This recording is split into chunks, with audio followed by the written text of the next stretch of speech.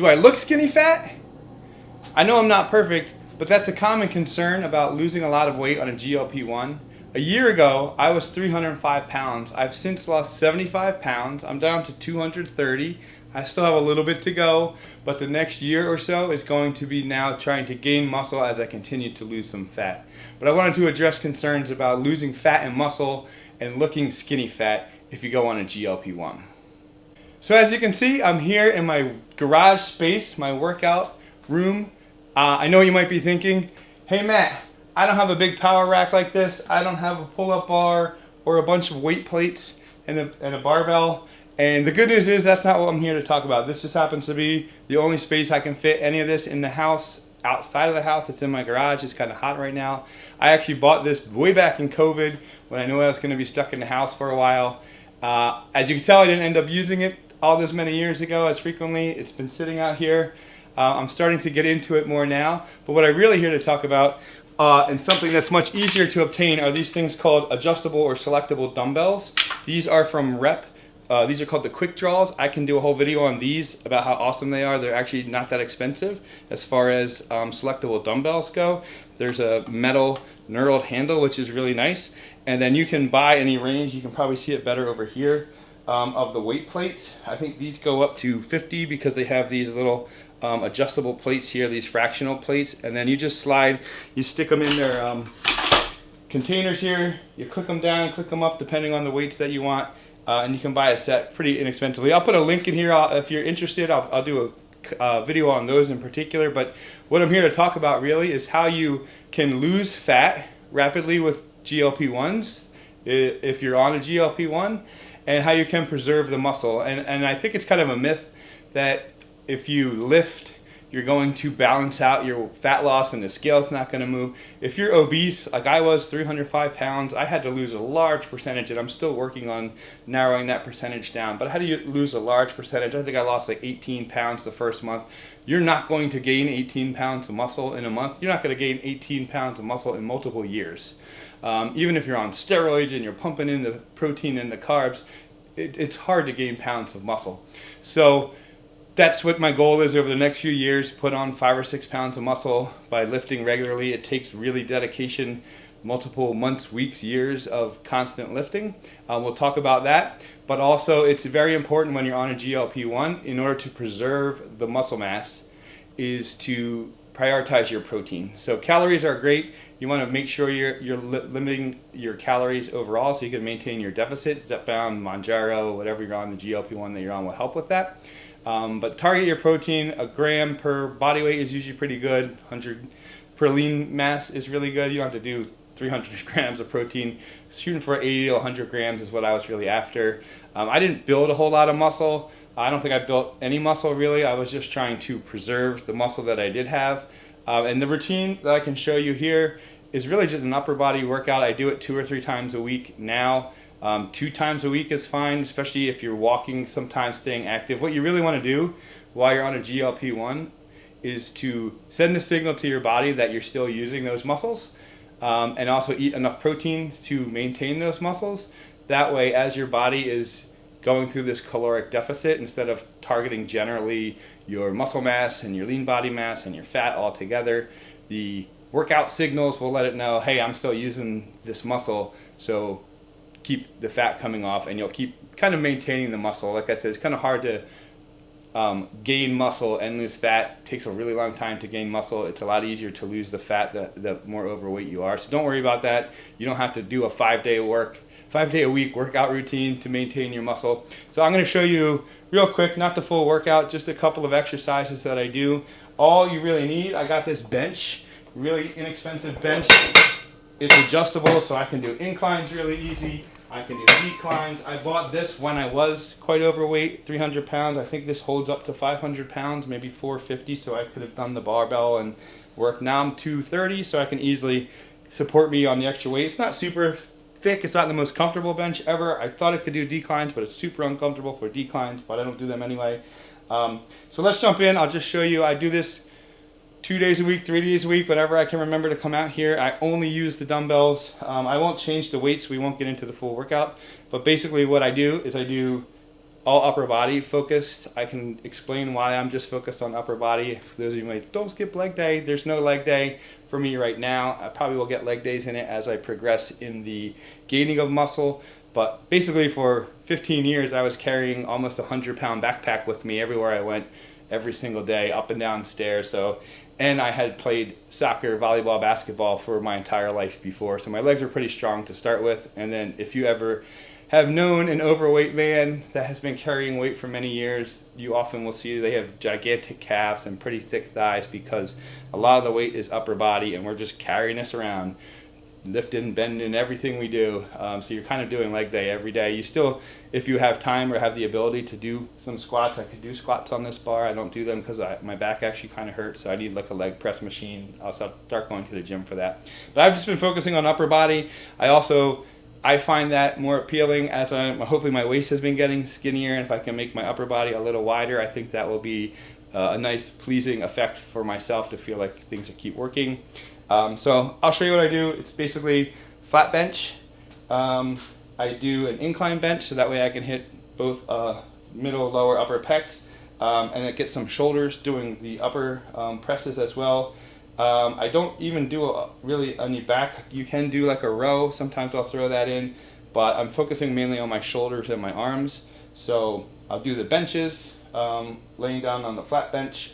I can do curls. I can do lateral raises, and that way I'm hitting my arms, my shoulders, my chest, and even the bench presses doing the triceps. So it's really easy with these selectable weights. I can just sit down here, grab these dumbbells.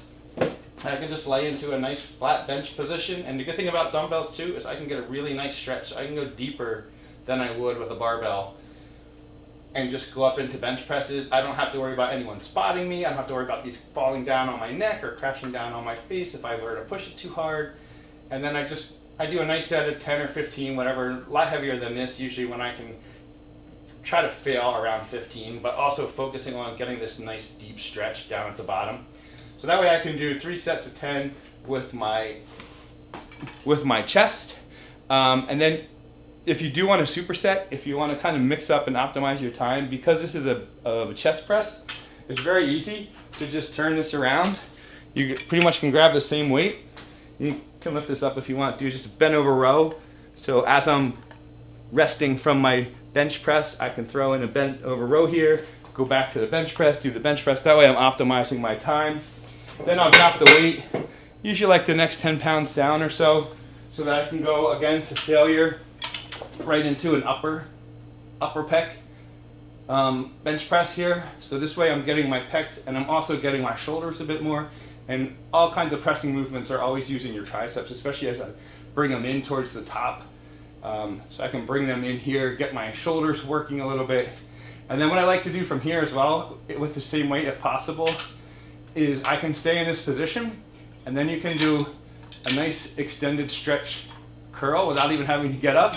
So now I'm not really using my chest, I'm letting my chest and my shoulders rest as I work through this, and then I can go right back in after the rest into an upper pec exercise. So now I've gotten already 4 exercises in. I could do 3 sets until failure of both of these, and I can be done here. Sometimes what I like to do, depending on how my shoulders feel, I'll drop the weights down to this is about 15 pounds, I believe. Do some lateral raises to really work those delts. And then if I'm really feeling good at the end and I want to maximize my chest reps, I can drop this back down into a flat bench, and then I have time to squeeze in. If there's room here for me, I just do dumbbell flies at the very end. And these usually hurt. I usually only do 1 set of these, maybe 2, depending on how I feel. My shoulders are usually a little tight at this point. But this way I'm getting a nice little extra targeting of my inner chest and doing a little extra stretching of the muscles that weren't used in the press. And plus my main chest muscles are really fatigued at this point. And so you can do a nice little end of workout routine there. And then I'm done. And that usually takes me an hour in the morning. So as you can see, that was pretty simple. I just needed this bench that can incline or stay flat. If you can find one of those are awesome. You don't have to do the incline, but it always does add that nice little, as you saw in the middle, a little extra bicep. You can do biceps just standing up if you can't do inclines, and you can skip the upper press and maybe do just a sitting shoulder press if you want. It won't hit your chest as much, but then is a good reason to finish with that butterfly. So you're at least getting 2 different sets or 2 different exercises for your chest. Usually want to shoot for, what I shoot for is around, just count like your total reps. If I can do 3 sets of 10, that's 30 reps, but you don't want to just stop at 10. You want to stop pretty much at failure. So try to push yourself to failure, especially if you don't have a wide assortment of weights and you can't push the weights up to get to failure sooner. If you go to failure 15, 20, 25 reps, whatever it takes, that's fine. Just push yourself hard each set and then try to go up every exercise if you can. You don't have to go up 5 pounds. Curling, you're not going to go up 5 pounds of exercise day, a workout day. Just go up, do an extra rep each set. That's 3 extra reps. Count your total reps if you're keeping track. That's really what's important. So if I did a laying down bench and the incline bench, I did 3 sets of 12 and a failure for that's 36, and then maybe I only got 25. That's still 36 plus 25, 51, 61. So count your total reps on the muscle. That's what you're really after. Do it every other day, do it every day, do it once a week. Twice a week is probably at least the minimum. Easy to put in, 2 hours a week. It's pretty simple. If you can do it in the morning, that's great. If it's easier for you to do at night, that's fine. If you have to mix it up, do it on the weekends. Since I'm not hitting the weight that heavy, I don't need a big recovery period. I can do it every single day. I'm not really sore. So you don't have to worry. You're not doing a bodybuilding or a powerlifting routine. All you're trying to do is keep those muscles engaged so that you're preserving the muscle while you're losing the fat. And if you're interested in this is going to become my program. I'm probably going to throw in some squats. I just need to go to the doctor to see about my lumbar. I have what's called spondylolisthesis, I think from being overweight for so long, and I'm a little nervous about squatting. But that's what I was doing with this initially, some squatting and some deadlifting. That way I can throw in and start working on my lower body a bit more. But I'm definitely going to keep up with this routine. I'm going to try to hit it 3 or 4 days a week. For me, I get out of routine really easily. That's why if I did it every single day, I might do that as well. I might be a little fatigued on certain days, but if I start skipping exercise days, then weeks can go by and I forget. So Zepbound has made it easy for me to maintain my calorie deficit for this long, or my maintenance for this long. It's been 14 months now, I believe. What's hard for me is mentally to remember to come do this thing. So I will make videos about this, mainly just to keep myself accountable. If you're interested in this type of workout, if you're curious about how to get started, I'm not a professional trainer. I've been watching channels like Barbell Medicine, Starting Strength, Mike Israetel, and then there's just a spider web of people you can go listen to about what types of workout programming appeals to you. I tend to keep it simple. I'll also make a separate video about just my equipment with links and more details, a little easier to see the details themselves. But I really wanted to talk about anyone who's fearing getting started on your GLP-1, worried that you're going to end up skinny fat. I probably will still end up with some excess skin when I'm finally done the rest of my fat loss. But I think it's been turning out pretty good. I had somewhat of an athletic build. I didn't have a muscular build before I was overweight.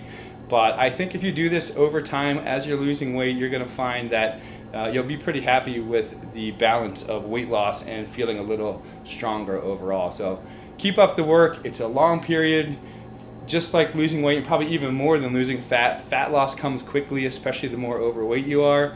Muscle gain, no matter what size you are, is always a lot slower. Protein, don't do the steroids. Just do protein, just do your workout. It's going to take months, it's going to take years to get the muscle gains that you want. So just be in it for the long haul. Don't worry too much. You can take some measurements, you can take some photos to just have it to look back on, but just be mindful that gaining muscle takes a really long time. Losing fat hopefully will not take that long of a time. 6, 8, 12 months, you should see pretty decent results that you'll be happy with if you follow along the GLP-1.